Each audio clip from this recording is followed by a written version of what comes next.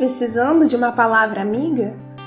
A equipe de atendimento fraterno do Espiritismo.net conta com colaboradores capacitados para consolar, esclarecer e orientar, à luz da doutrina espírita, todos os que precisam da nossa assistência.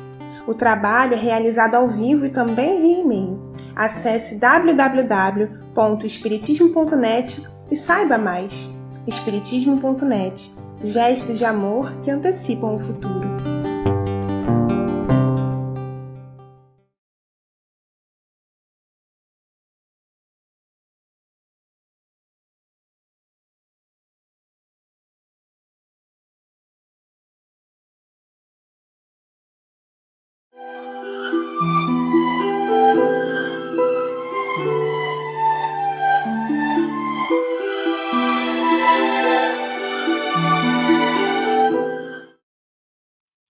Olá, queridos amigos, aqui estamos nós nessa tarde de domingo, com muita alegria, né, para dar continuidade aí a esse estudo maravilhoso que Joana nos leva a refletir, a aproveitar e a assimilar certamente, né? Nós costumamos dizer que Joana de Ângeles é aquela benfeitora que nos ajuda a entender as questões para vivenciarmos na nossa existência, né?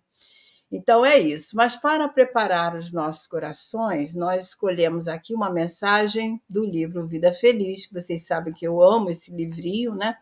E a mensagem 43. E ela vem dizendo, né, a respeito da felicidade. Ela diz que a tua felicidade é possível. Crê nessa realidade e trabalha com afinco para consegui-la. Não a coloque nas coisas, nos lugares, nem nas pessoas, a fim de que não te decepciones.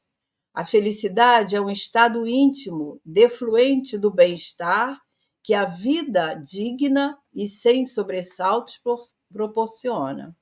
Mesmo que te falte dinheiro, posição social, de relevo, saúde, podes ser feliz, vivendo com resignação e confiança em Deus.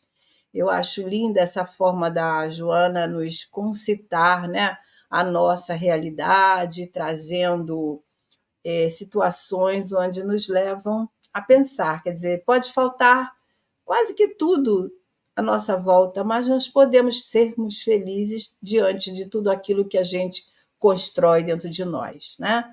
Então vamos orar, agradecer a Jesus essa oportunidade de estarmos aqui refletindo, trazendo condições salutares para a nossa vida íntima, como espírito imortal que somos. Auxilia-nos, Jesus, na nossa caminhada contigo.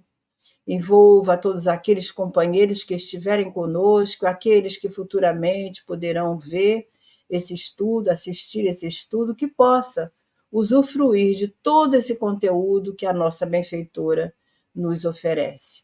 E assim, Senhor, com as tuas bênçãos, nós te pedimos que assim possa ser.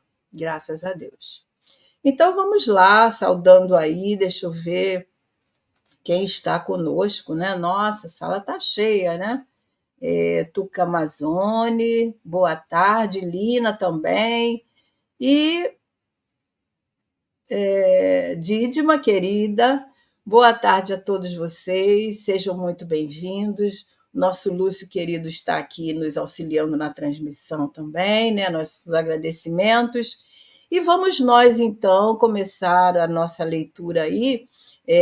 Gostamos sempre de fazer aquele comentáriozinho, né? Porque vem nos trazer assim à memória o que foi conversado a respeito desse capítulo, né? Que está sendo dividido, estava falando agora com o Lúcio, que não sei se vamos terminar, porque vem, né, muitas questões que fazem parte de todo esse contexto que Joana nos oferece, dentro da questão da origem do sofrimento. Por que nós sofremos, né?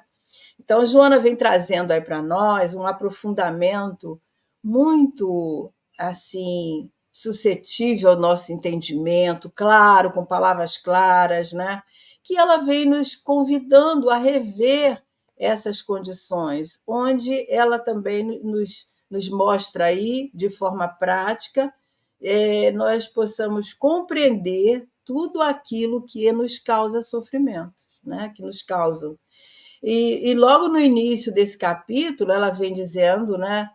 Só assim para a gente lembrar, que as origens do sofrimento se apresentam através de condições internas nossas e externas, que estão à nossa volta, que são desenvolvidas através de escolhas, de situações, de circunstâncias, né?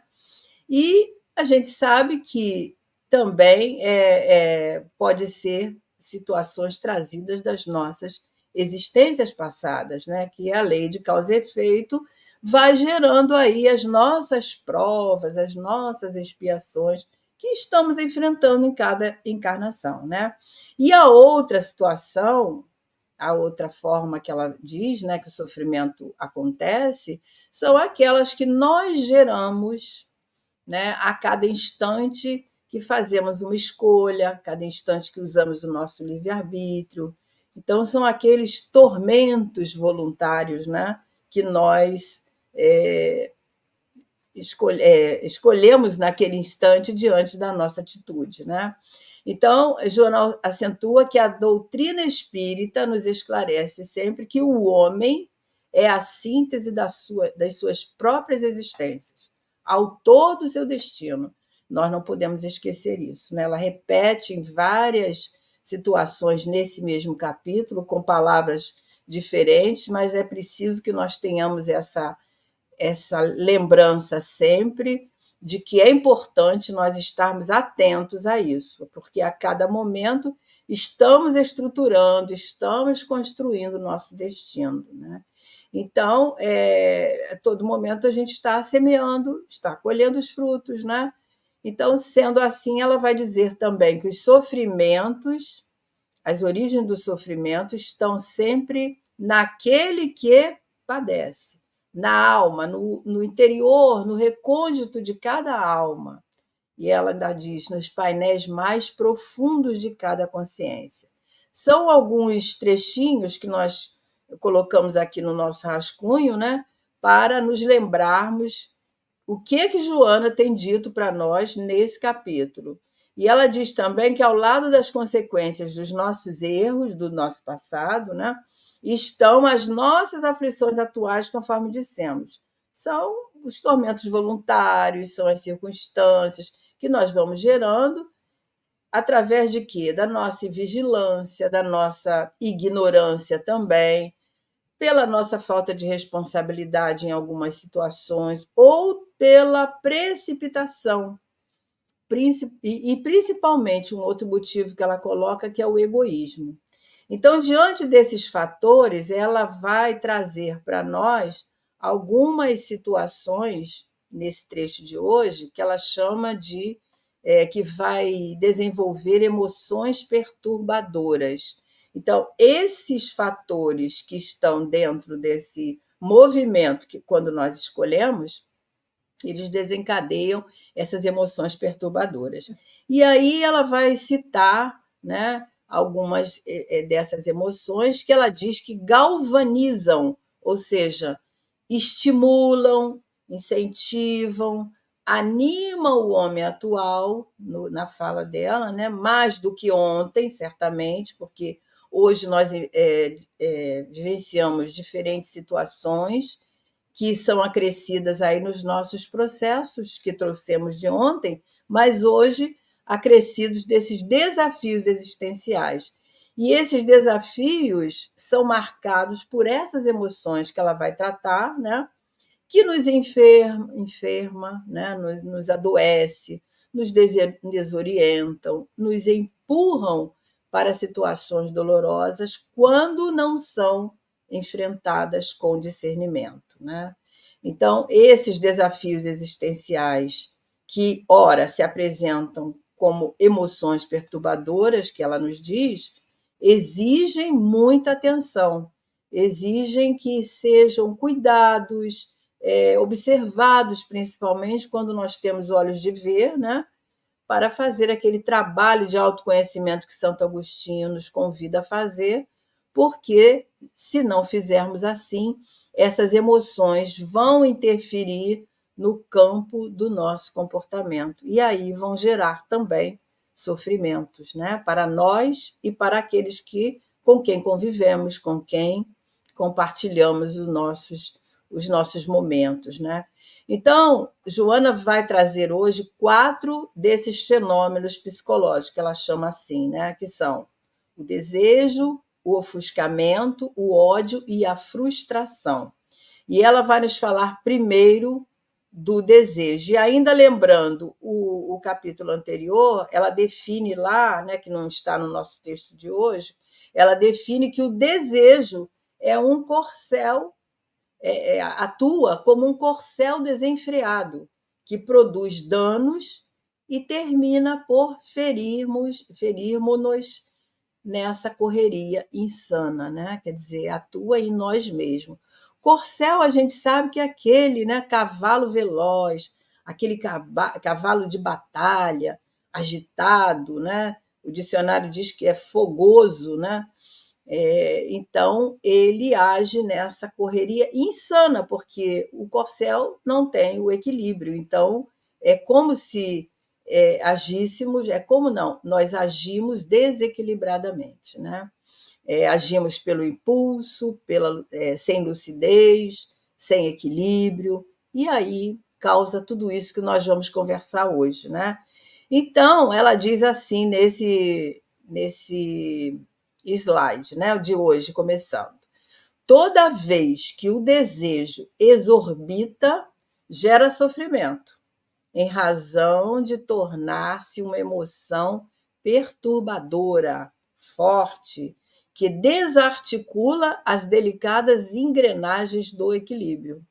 Então, toda vez que o desejo exorbita, ou seja, sai de órbita, toda vez que o desejo excede, passa dos limites, ele gera sofrimento para nós, porque ele se torna uma emoção perturbadora forte que desarticula, né, que desarma as delicadas engrenagens do nosso equilíbrio. Então, o desejo ele vai atuar em nós em múltiplas áreas, desde o sentimento do desejo do belo, né? O desejo das coisas nobres, daquilo que nos traz harmonia no campo da arte, no campo das coisas belas, né? No campo da música, até o desejo interior mais menos, né? Digamos assim, mais material, que seria o desejo pelo gozo, pelo prazer, pela alegria, pela conquista, não que não sejam bons, mas ele precisa ser bem administrado, né? Em qualquer área, porque ele para que nós precisamos de aprender a administrar o nosso desejo, para que ele possa se tornar uma motivação, uma coisa que nos impulsiona para o crescimento, né? Para as aquisições boas, que vão nos trazer amadurecimento, que vão nos trazer uma estabilidade emocional, né? Boa tarde, Angelina, que chegou. Seja muito bem-vinda. Interessante esse termo, diz a Lina. Delicadas engrenagens do equilíbrio. Pois é, porque a gente. É o Lúcio que colocou. É porque essas engrenagens, né? A gente entende que as nossas emoções, os nossos sentimentos sutis, né? Que trazem essas emoções, eles estão harmonizadinhos, né? Arrumadinhos numa engrenagem, quando estão harmoniosos, quando estão em equilíbrio. Quando nós nos desequilibramos, isso desarmoniza, isso desarticula, né? Daí a gente ter um sentimento todo trazendo toda essa desarticulação, né? Digamos assim, essa desmontagem, eu queria lembrar. Desmontagem. Boa tarde, Angelina. Quem mais? Nada a desculpar, Angelina. Seja muito bem-vinda. E a Lina diz que é o desejo colocado em sua prática, seja lá de qualquer forma, por qualquer preço. Então, a gente, nas nossas aspirações, nós precisamos também ter equilíbrio, né? Para não usá-la dessa maneira, de qualquer forma, tudo a qualquer preço, porque nós desejamos ou queremos, precisamos obter, né? Porque precisamos agir com equilíbrio, sempre. E aí, quando não temos esse equilíbrio, ele se torna esse corcel desenfreado, que produz danos, né? E termina por nos ferir, trazer situações danosas, trazer é, atitudes insanas, né? Que nós, às vezes, temos quando não estamos nesse perfeito equilíbrio. Então, nós precisamos de ter muita atenção para que nós possamos manter essa articulação nas nossas delicadas engrenagens do equilíbrio. E prosseguindo, então, ela vai dizer que sobre uma narração que a infelizmente célebre Messalina, após uma larga noite de desejos e orgia, foi interrogada por Cláudio ao amanhecer, igualmente aturdido. Quer dizer, os dois tiveram essa experiência aí, envolvida por desejos, numa orgia, digamos assim, numa noite, né, de atividades ligadas aos prazeres, e quando ela amanhece o dia que ela é interrogada, e ele pergunta: "Estás satisfeita?", ela responde: "Não, estou cansada". Por que cansada, né? Se estava usufruindo dos prazeres, né, que o desejo proporcionou, porque essas emoções trazem desequilíbrio. Quando levada pelos excessos, né, ela traz desequilíbrio, ela traz um êxtase e depois uma baixa, né, uma situação assim que traz espécie de a baixa, né, a energia. Então, esses excessos, eles esgotam a nossa energia, eles despauperam. É o que acontece, né, com as pessoas que usufruem de determinadas drogas, de determinadas substâncias, para usufruírem desse prazer exacerbado, né? Então, ao passar aquele efeito, a pessoa sente-se cansada, esgotada. A mesma coisa no sexo. Também essas energias se esgotam, né? Porque ao invés de proporcionar um bem-estar, ele proporciona esse despauperio, esse esgotamento, né? É isso mesmo. Então, a Lina coloca, geralmente, aos que são prejudicados também por essa atitude desenfreada da satisfação dos desejos. Sempre, tudo que é desenfreado, tudo que é excesso, tudo que é assim, de maneira exacerbada, ela traz uma certa frustração, que ela vai falar lá na frente, né? Ela traz uma certa insatisfação. E aí que está o perigo, né? Aí é que mora o perigo. Porque diante de determinadas insatisfações, o indivíduo vai à busca de proporcionar mais desejos, mais gozo, mais, né? E aí vem o excesso, vem esse estado emocional de desequilíbrio. Então, ela diz febre voraz, que produz, né, esse sentimento. Febre voraz, o desejo faz arder as energias, aniquilando-as. Boa tarde, Ana Paula, seja muito bem-vinda. Então, sempre se transfere de uma para outra área por conduzir o combustível da insatisfação. Olha aí. Males incontáveis se derivam da sua canalização equivocada em face das suas nascentes do egoísmo. Este câncer do espírito responsável por danos contínuos no processo da elevação do ser. Então, a gente vê aí que essa febre voraz, ela atua como se fosse uma sede, né, implacável, que não sacia, porque é uma sede que devora. Então, ela fala febre voraz, voraz e tormentosa, né? É voraz, é ávida, é como se fosse mesmo esse corcel, né, que ela vem dizendo aí, insano, que não tem destino, não tem equilíbrio. Então, especialmente, ela diz que quando atua na área genésica, por exemplo, né? Ela diz isso lá no livro Amor Imbatível Amor.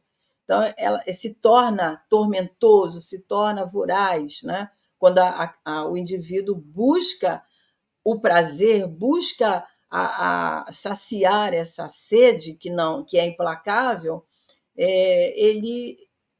ela vai aniquilando as forças. Então, ela diz sempre se transfere de uma para outra área, por conduzir o combustível da insatisfação. E males incontáveis se derivam dessa canalização equivocada em face das suas nascentes, que é o quê? Aonde? O egoísmo. Então, ela chama o egoísmo de câncer do espírito, responsável por danos contínuos no processo da evolução do ser. E a gente sabe, né, que realmente o egoísmo é esse câncer do espírito, é uma enfermidade da alma. Então, as enfermidades da alma procedem dessas nossas condutas, né, atuais ou condutas anteriores do nosso passado, que nós trazemos aqueles vícios, aquelas más tendências, aquelas más inclinações, que permitimos, né, usufruir em algum momento, e hoje gera para nós o quê?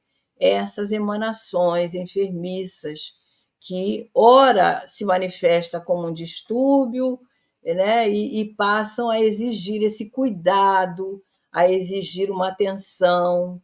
Isso é muito importante. Tudo isso por quê? Porque o desejo que leva ao prazer, ao excesso, pode sempre originar de onde? Do instinto que não foi ainda educado, né? Aquele instinto no seu primarismo, em forma de quê? De uma atitude violenta, de um impulso incontrolável que sobrepõe a razão. Nesse momento, o indivíduo não age racionalmente.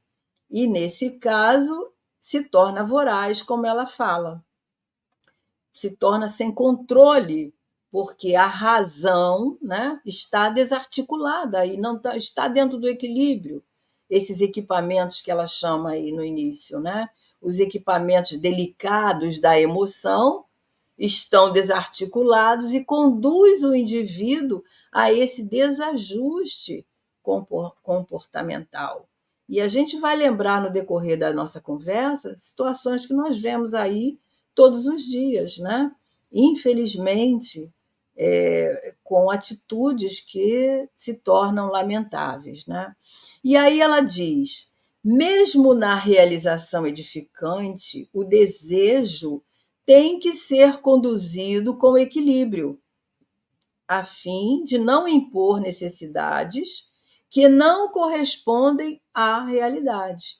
O ideal do bem, o esforço por consegui-lo, expressam-se de forma saudável, quão gratificante, tornando-se estímulo para o desenvolvimento constante dos germes que dormem na criatura, aguardando a eclosão dos fatores que lhes são propiciatórios. Quer dizer, mesmo nós estando canalizando os nossos desejos para o bem, né, ele tem que ser conduzido com equilíbrio, a fim de que ele a fim de não impor necessidades que correspondem à realidade. Então, a gente sabe que nós trazemos no nosso inconsciente situações do ontem, né? Situações que nós nos permitimos ontem, né? E elas podem, como ela diz aí no final, né, se tornar estímulo para o desenvolvimento desses germens que dormem na criatura, aguardando ali o momento de eclodir. Então, nós temos que ter essa responsabilidade sempre de estarmos cuidando dos nossos desejos, tendo atenção para que nós possamos usá-los canalizados por esse equilíbrio. Em tudo temos que ter o equilíbrio. E prosseguindo, ainda ela vai falar agora de uma outra emoção, que ela diz, com efeito do desejo, quer dizer, sobre o desejo ainda tem esse problema, que surge com o ofuscamento, que decorre da presunção, do orgulho, que é causa de sofrimentos, em razão do emaranhado de raízes na personalidade do homem ambicioso e deslumbrado, como Narciso, ante a própria imagem refletida no lago. Nós até colocamos aqui, né, com licença do Lúcio aí, alteramos um pouquinho aí, trazendo a imagem de Narciso, né, porque ela vai falar desse ofuscamento. E ela vai se utilizar do mito de Narciso, que é um conto da mitologia grega, conhecido por muitos de nós, né, todos nós já ouvimos falar, por exemplo, a palavra narcisista, que vem daí, que é aquele que só olha para si mesmo, né? E segundo o mito, Narciso era tão belo, tão vaidoso, que após desprezar inúmeras pretendentes, ele acaba se apaixonando por ele mesmo, olhando ali no reflexo do lago. E ele morre de fome, segundo o mito, né? E de sede à beira do lago, à beira da fonte da água, porque ele fica ali idolatrando a sua própria imagem refletida naquela água, né? Então, esse mito ele nos ensina o quê? Que o excesso de vaidade, a falta de empatia com os outros podem ser prejudiciais para nós, né? Em todo momento, porque quando nós nos tornamos o centro do universo, estamos sendo totalmente direcionados por quem? Pelo egoísmo, pela vaidade, né? Então, isso é totalmente prejudicial. E nós não podemos, de maneira nenhuma, viver no universo de forma que só nós vemos a nós mesmos, porque nós precisamos um dos outros, nós fomos criados para vivermos em sociedade, para desenvolver as nossas potências interiores, né? E também ajudarmos os nossos irmãos de caminhada na questão do desenvolvimento moral, da evolução moral, né? A Lina diz que nós perdemos o nosso rumo. Sim, nós perdemos o nosso rumo, o nosso equilíbrio, não é? E quando nos colocamos à frente, né, dos nossos caprichos, à frente da razão.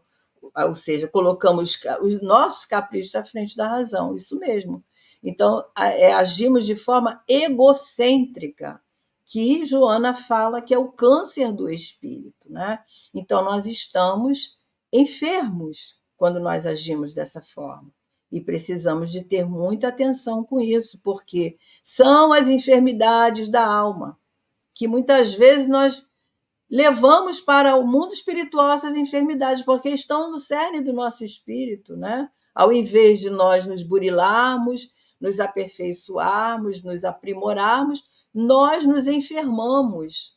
E quantos séculos, talvez, nós vamos levar para trabalhar esses sentimentos desarmonizados, né? E aí, ela fala, né? Ela continua dizendo as ilusões da prosperidade econômica e social, cultural e política induzem o insensato ao ofuscamento, por permitirem-lhe acreditar-se superior aos demais, inacessível ao próximo, colocando barreiras no relacionamento com as outras pessoas que lhe pareçam de menor status, qual se estas lhe ameaçasse a situação de destaque. E eu coloquei aqui no finalzinho uma questão sobre a questão da soberba, porque o egoísmo, ele desperta em nós essa situação de nos vermos como o centro do mundo. Então, ele desenvolve essa soberba, esse egoísmo tal. E ela vai dizer lá no livro Amor como Solução que a soberba é morbo. Morbo é uma espécie de uma,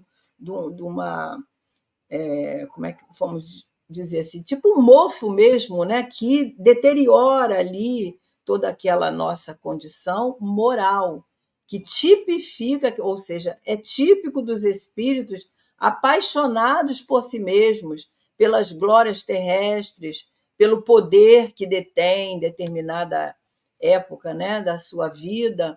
Então, isso tudo ela vem nos chamando a atenção, porque nós vemos isso a todo momento, né? Esse morbo moral é quando o indivíduo age com arrogância, né? Com soberba, gerando antipatia, gerando inimizades, né? Então, a soberba é esse morbo moral que tipifica, ou seja, que é presente nesses espíritos apaixonados.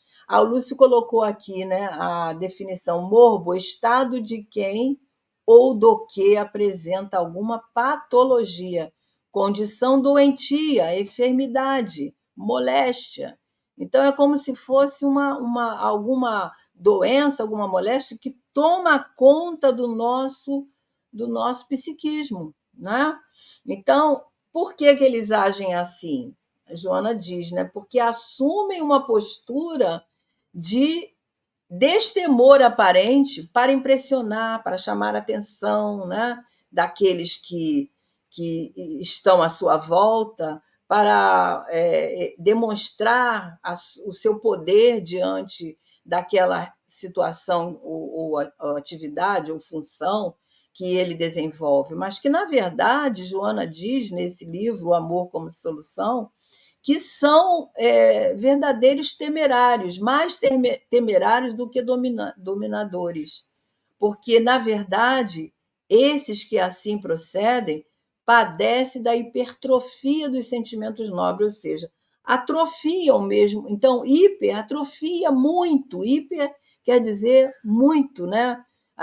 Além daquilo que nós entendemos. Então, hipertrofia dos sentimentos nobres. Então, para que esses companheiros desenvolvam as suas virtudes, imagina quantos séculos precisarão tratar toda essa patologia, toda essa condição doentia para poderem desenvolver.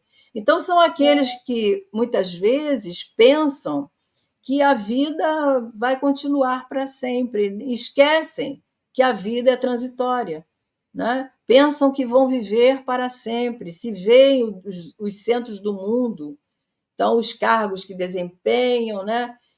Deixam essas pessoas cegas de quê? De vaidade, de poder. E quando partem para o mundo espiritual, como é que eles chegam lá?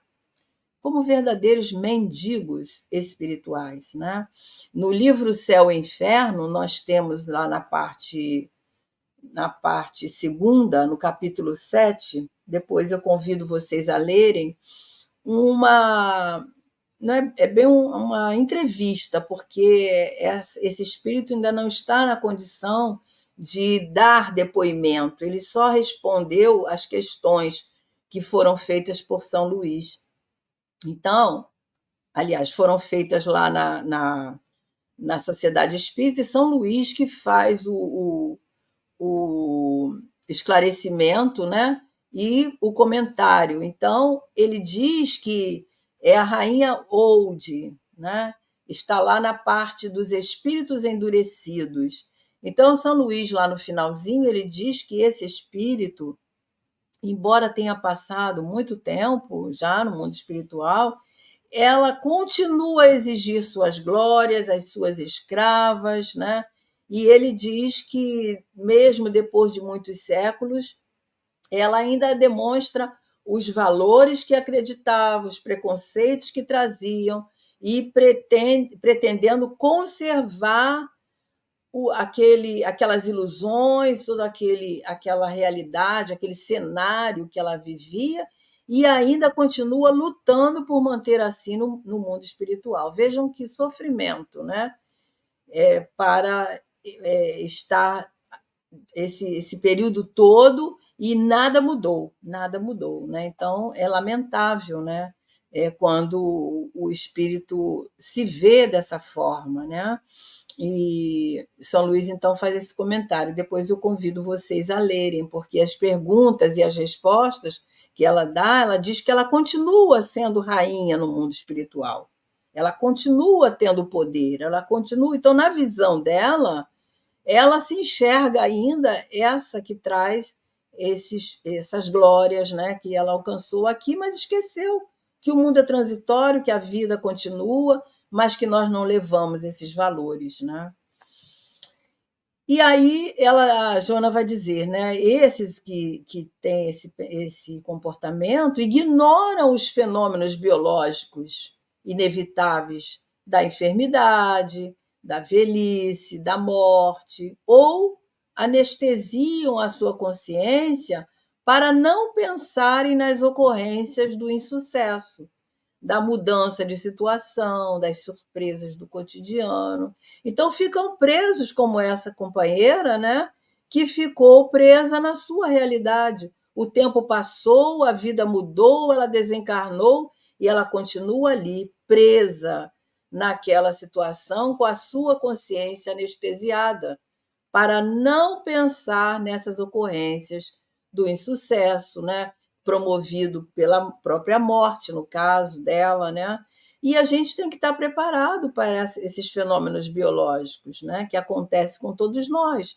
A enfermidade pode chegar, a velhice certamente vai chegar, a morte vai chegar, e nós precisamos estar preparados, sabendo que tudo que nós usufruímos aqui não é para nós nos enfermarmos ou adoecermos, é para nós estarmos conscientes de que isso é um momento agora. Amanhã pode mudar. Quantas situações são mudadas, né? Situações financeiras pródigas, que muitas vezes as pessoas perdem tudo nessa existência e a pessoa fica às vezes totalmente refratário, totalmente adoecido, porque a sua consciência está anestesiada. Ela não quer aceitar a mudança da situação, ela não quer entender as surpresas do cotidiano.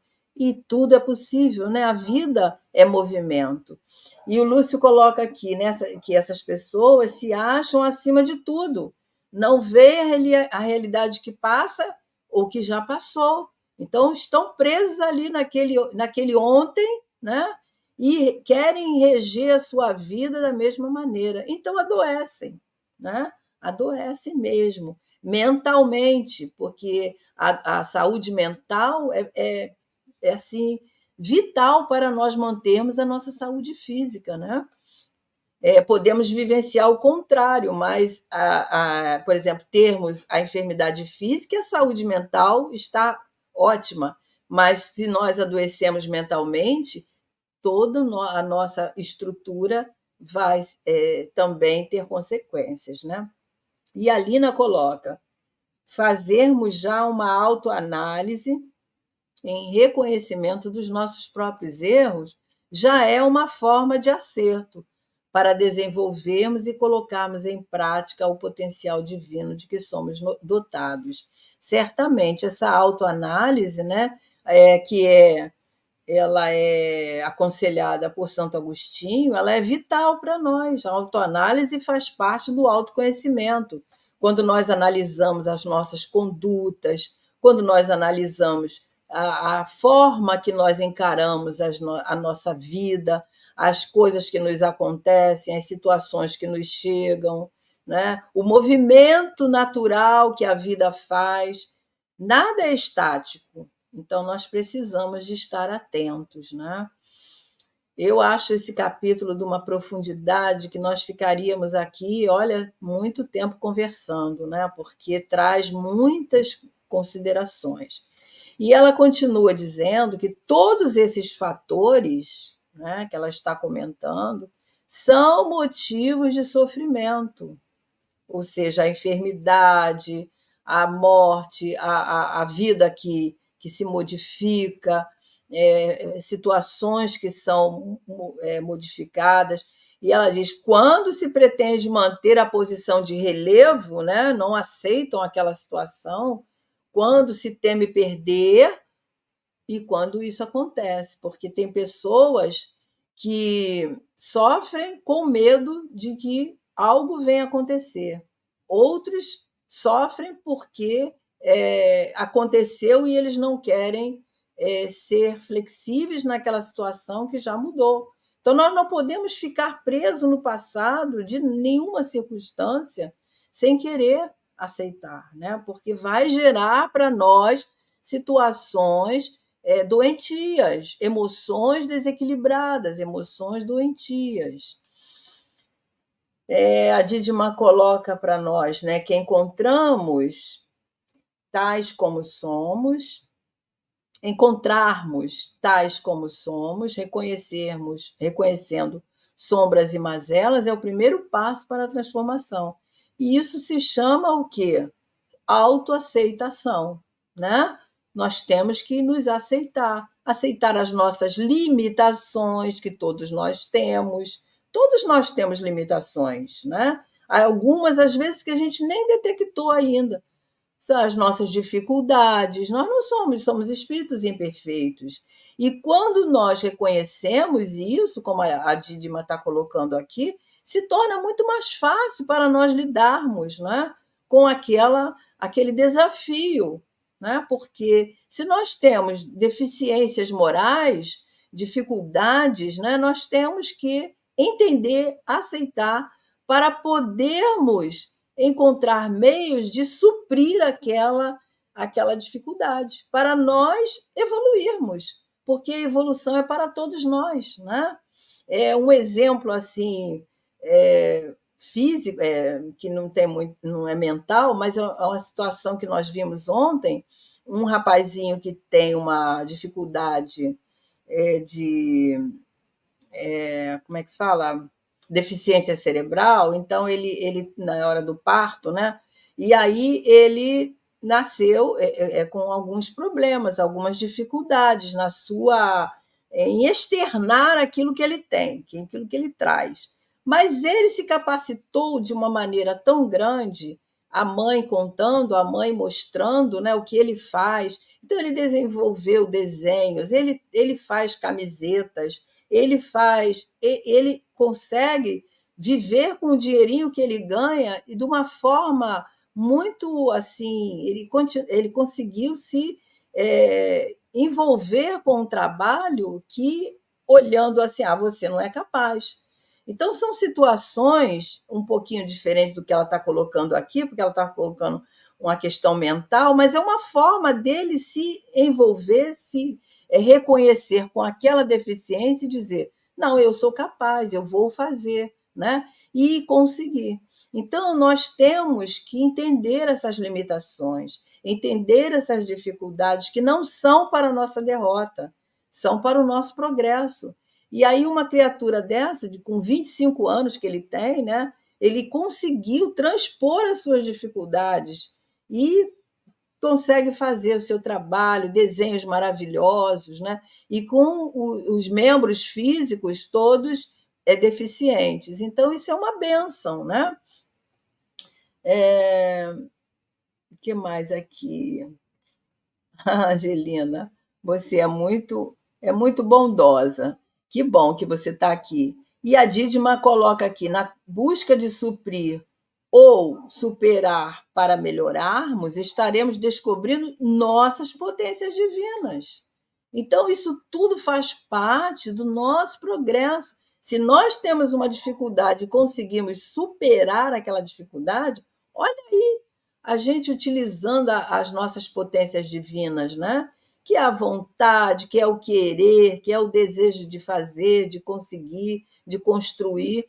Então, isso é muito bonito, né? Para nós que estamos nesse processo e para nós mostrarmos ao outro que ele também é capaz, né? Então, ela diz, né, que o ofuscamento desgoverna inumeráveis existências que se permitem as fantasias do trânsito orgânico, sem a claridade que discerne entre as reais e as falaciosas metas da vida. Olha só, então, Joana vem dizendo para nós mais uma vez aí da questão do que o ofuscamento desgoverna inumeráveis existências. Então, por várias existências, nós vamos trazer aquela dificuldade, vamos trazer aquela má tendência, aquelas situações que foram geradas pelo exercício desse comportamento, né? Então, se nós não tivermos essa claridade, esse cuidado, essa atenção. E aí diz Joana que esses que são assim estão aí por toda parte, dignos da nossa comiseração, dignos da nossa compaixão, né? Porque diante de qualquer sofrimento que a vida impõe a esses companheiros, né? Vai desmontar todo aquele equipamento de superioridade que eles trazem ali no seu íntimo e vão assumir o quê? O medo, a insegurança, que vão consumir esses espíritos intimamente, né? E nesse livro, Amor em Ação, que eu coloquei aí, ela ainda comenta que ela está falando lá exatamente da arrogância, né? Então, ela diz que isso existe desde os chefes bárbaros até os imperadores, né? Aqueles imperadores desalmados, Tito, por exemplo, né? Que matou tantos judeus, né? No passado, comandantes de grupos humanos, né? Cientistas tem também existem esses espíritos atuando no grupo dos artistas, dos indivíduos que vivem solitários, dos religiosos fanáticos, dos religiosos mesquinhos. Todos esses grupos passaram, né, nos seus momentos das suas vidas e deixaram aí sinais dessas desarmonias, dessas decadências morais que sofreram, né, que vivenciaram até a sua desencarnação. E assim eles vão continuar, como essa rainha que nós falamos, né, até que despertem, através de quê? Inúmeras reencarnações, para poderem refazer todos esses enganos cometidos. Vejam só. Então, nada fica impune diante da lei de causa e efeito, né? Fantasias seriam as ilusões? Sim, acho que sim, Lúcio. Fantasias porque as pessoas criam expectativas fantasiosas, né? Ilusórias, né? No trânsito orgânico. É isso mesmo. Eu entendi assim também. Então, ela vai continuar ainda, né, dizendo que na mesma trilha ressalta.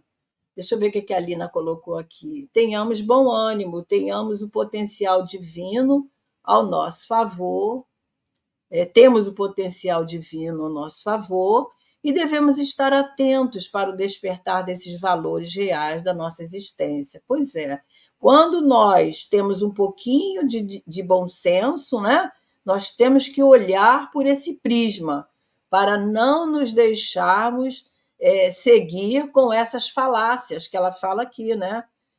Sem a claridade que discerne entre os reais, o que é real, e o que é fantasioso, as falácias, os enganos, as metas enganosas da vida, né? Os cantos da sereia que nós proporcionamos aí, os desvios da nossa rota que vão gerar caminhos tortuosos, né? Podem gerar, né? Isso mesmo. Então, ela vai continuar dizendo, na mesma trilha, ela vem agora falando de outra emoção. Na mesma trilha, ressalta o domínio do ódio nas passagens dos sofrimentos humanos.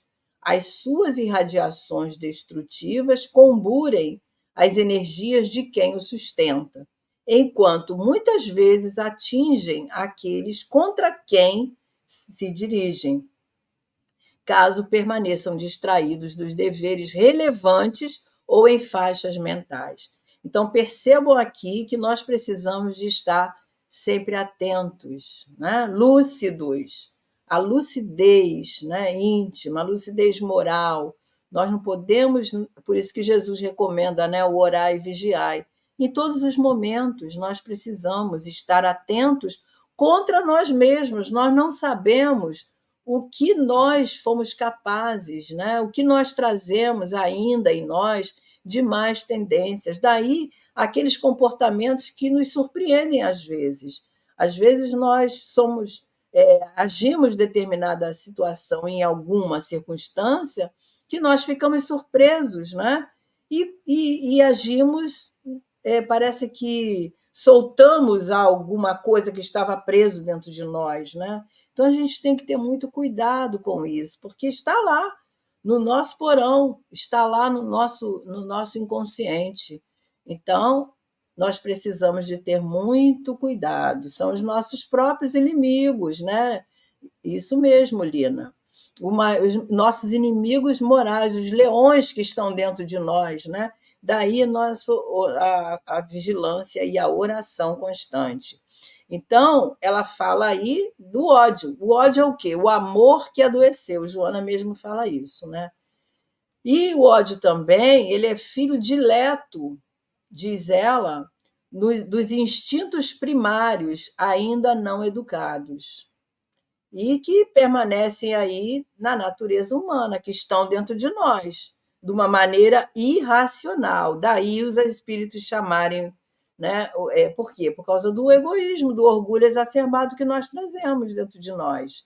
Daí os espíritos falarem que o orgulho é a chaga da humanidade. E o ódio, ele está ligado a esse orgulho, né? A essas questões morais. Então, quando se manifesta, o ódio, quando se manifesta, ele tem o quê? A intenção de destruir, de derrotar, né?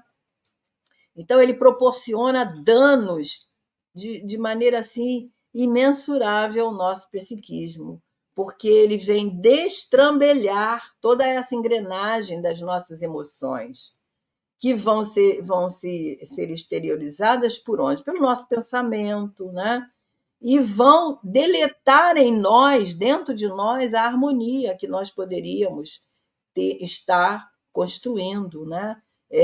Ou pensamos ter construído de maneira com que nós temos alguns comportamentos, nós destrambelhamos tudo aquilo, jogamos tudo fora, né?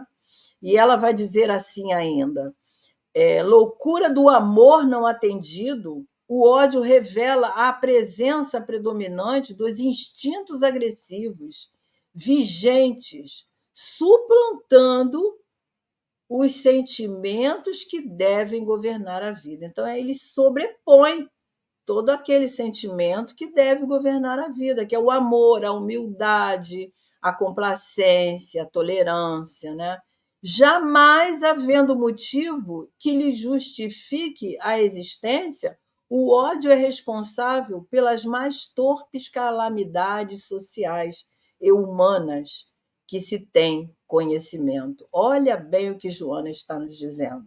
E nós vemos aí no nosso dia a dia diversas situações que nós podemos estar comparando, relacionando manifestações públicas que nós temos aí de ódio na aceitação das pessoas, gerando crimes racistas nas redes sociais, né? Os feminicídios que são praticados, as homofobias, a intolerância religiosa, tudo isso aí que nós vemos no nosso noticiário, no nosso dia a dia, né?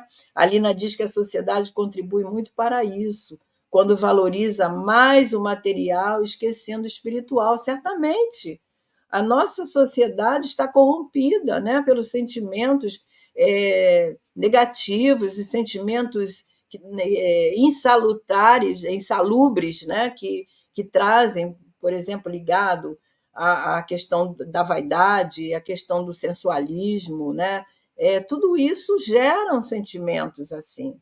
E aí a gente vai pensar, por exemplo, né, atitudes que nós vemos aí, indivíduos que liberam os seus instintos agressivos, que ela mesma disse, né? É, como fazendo essa descarga de emoções totalmente em desequilíbrio, levando indivíduos a cometerem crimes horríveis, né, de crueldade. Vemos pessoas que exercem um determinado poder na função que tem diante da sociedade, né, que matam, que extinguem aquele companheiro simplesmente por causa da cor da pele, né? Então, ele é tido como um bandido, ele é tido como uma pessoa não integrante na sociedade, então ele é exterminado pela força do outro, pelo poder que aquele tem, que aquele exerce, né?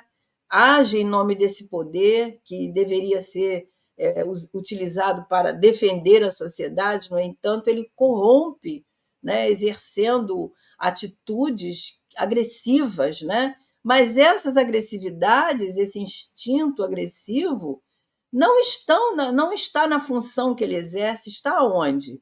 Nele mesmo. Ele traz esses conflitos, esses complexos dentro dele e exacerba. Ele lança isso, né? Como é aquele leão que ele tira atingindo o outro, causando mal a ele, primeiramente, que está usufruindo daquele sentimento deletério, e ao outro, que ele extermina, que ele machuca, ele traz situações comprometedoras ou indignas àquele companheiro, né? Então, esses desequilíbrios são o quê? Enfermidades da alma. São pessoas enfermas, são espíritos enfermos por causa dessas emoções perturbadoras que Joana fala, que estão instaladas aonde? No indivíduo. Estão sendo desenvolvidas pouco a pouco. E esses companheiros nem sequer dão conta. Né? Então, nós vemos aí tanta coisa que nós ficamos, às vezes, assim, decepcionados, né, com a situação da nossa sociedade atual, conforme a Lina colocou aqui. Por quê? Porque prima as coisas materiais, o físico, o que está aqui, sem esquecendo que a vida é transitória. Então, é uma coisa muito delicada. E nós vamos, então, ler o último aqui que nós marcamos para... Ainda não vamos conseguir terminar sobre o ódio, né? Acho que não, vamos ver. Quando se instala com facilidade, quer dizer, o ódio, né? As suas raízes, como tenazes, vigorosas, que estrangulam a razão, transformando-se em agressividade e violência, é o que nós falamos, em constante manifestação. Então, esse ódio ele vai se enraizando de tal forma que vai estrangulando a razão desse espírito, desse indivíduo, fazendo com que ele haja sob a agressividade, sob a violência, nessa manifestação constante. Né? Em determinados temperamentos, é qual uma chispa insignificante em um monte de feno, produzindo um incêndio devorador. Por que motivo? Por motivo de somenos importância, explode e danifica em derredor. São aquelas pessoas, né, que vivem, que por qualquer situação explodem, gritam, se exaltam, irradiam à sua volta, né, uma descarga distribuidora que corrói principalmente as suas próprias engrenagens, como ela usa dentro desse termo usado por ela, né, que vão refletir aonde? Nos órgãos, nos determinados órgãos, substâncias que vão alterar ali o funcionamento do organismo e possivelmente dando origem a futuros processos até cancerígenos, cardíacos, cerebrais. Quantas pessoas desencarnam com um determinado um AVC, um problema qualquer circulatório, né, atingindo o cérebro, vital aí de uma forma aquele infarto fulminante numa briga, numa discussão, né? E como Joana disse anteriormente, muitas vezes atingindo pessoas que estão à sua volta. E nós nos lembramos, por exemplo, né, nas confusões que nós temos nos jogos de futebol, né? Porque atingem outras pessoas que se juntam ali e trazem situações danosas para aquele ambiente, né? Pessoas que, por causa de disputa de torcidas, onde a gente sabe que raramente acontecem essas situações, mas acontecem, né? Não tão raro assim. Pessoas que se agridem verbalmente nesses ambientes, né? Agredindo, verbalizando a sua agressão racista, né? O seu preconceito racista contra os próprios jogadores. A gente vê isso no contexto, né? do futebol, que é um esporte onde deveria haver equilíbrio, saúde, né? Principalmente oferecendo isso, mas há esse clima. Então, isso é, com certeza, lamentável, mas é o resultado de quê? Do ódio que trazemos, né? que determinados espíritos ainda se utilizam dessas emoções por não estarem vigilantes e se deixam envolver, como ela diz aí, desencadeando processos, né? Envolvendo outras pessoas que se agrupam nessas situações lamentáveis, tudo isso, conforme ela diz, né? Extravasando o lixo do seu inconsciente, né? Porque o ódio é um lixo que está no nosso inconsciente e vai atuar nessas paixões mesquinhas que ainda trazemos, demonstrando aí o nível evolutivo, o nível cultural que muitos de nós estão, né? Então, o ódio ele é causador de todos esses, de muitos sofrimentos, Joana nos diz, né? Todo o empenho, né? Agora acho que é o último. Todo o empenho, né, deve ser enviado para desarticular onde se apresente e instale. Sem esse trabalho, se nós não tivermos esse cuidado, ele vai se irradiar e vai nos infelicitar, né? Então ela diz pestilencial, ele contamina com facilidade, olha só, transvestindo-se de irritação, de ansiedade, ou seja, ele se mostra dessa forma. A irritação, a ansiedade, a revolta e outros danosos mecanismos psicológicos reagentes. Mas ali está o quê? Embutido o quê? O sentimento do ódio. Por que que eu me revolto? Porque no meu íntimo eu trago esse ódio ali enrustido, né? Escondido. E isso que nós precisamos de ter cuidado, principalmente quando nós já estudamos o Evangelho, nós precisamos de ter essa atenção com os nossos sentimentos. E no momento que nós detectarmos uma emoção que traz essa perturbação, nós buscarmos imediatamente o recurso para tratar. E às vezes precisamos de ajuda mesmo, psicológica, né? Uma terapia, uma meditação, algo que nos ajude a desarticular essas emoções perturbadoras que vão atuar no nosso comportamento se nós não tivermos cuidado. Então, é um estudo. Nós vamos parar aqui, vamos deixar a outra. Ela vai falar depois da frustração, né? Nós vamos deixar para a outra semana. Então, essas emoções são muito presentes no nosso dia a dia.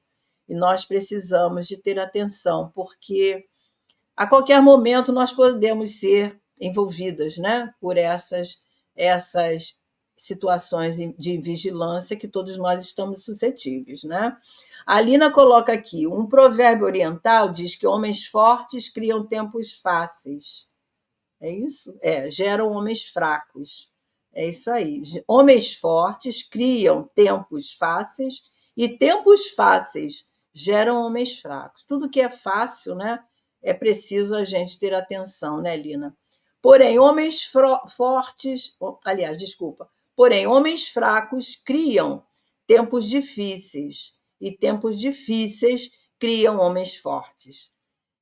Nós precisamos de atenção nisso. Muito interessante, Lina, a sua contribuição, porque, às vezes, as situações difíceis desenvolvem em nós a resiliência, desenvolvem em nós a humildade, desenvolvem em nós condições de nós nos apequenarmos diante da vida, porque as situações estão aí, né, à nossa frente para nos mostrar que hoje somos nós, amanhã podemos ser, aliás, hoje são eles, amanhã podemos ser nós, né?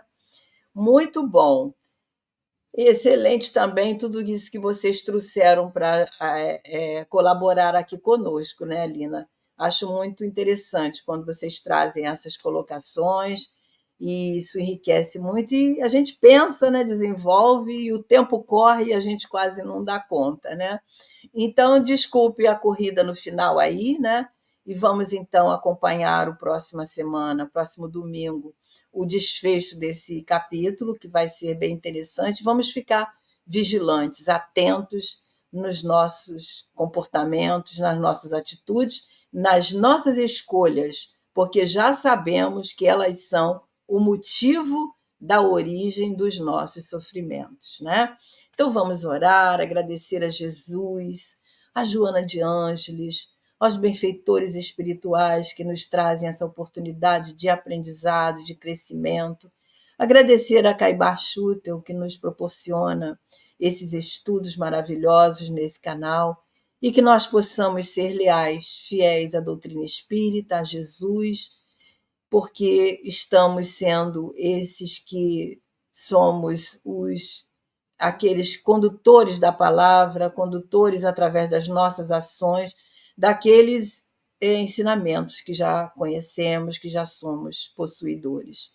Então, que possamos perseverar no exemplo e na ação. Obrigada, Senhor, fique conosco e que assim possa ser. Amigos, muito obrigada a todos que estiveram aqui conosco. Gratidão a todos vocês que estão aí falando do estudo, e que possamos perseverar, né, na busca desse aprendizado maravilhoso, na busca desse olhar diferente, né, para as nossas vidas, para a nossa encarnação, e que Jesus esteja nos nossos propósitos e objetivos. Até mais, se Deus quiser. Obrigada, Lúcio, pela colaboração, e fiquem com Deus. Que assim seja, Angelina. Muito obrigada a todos. Um beijo no coração de vocês.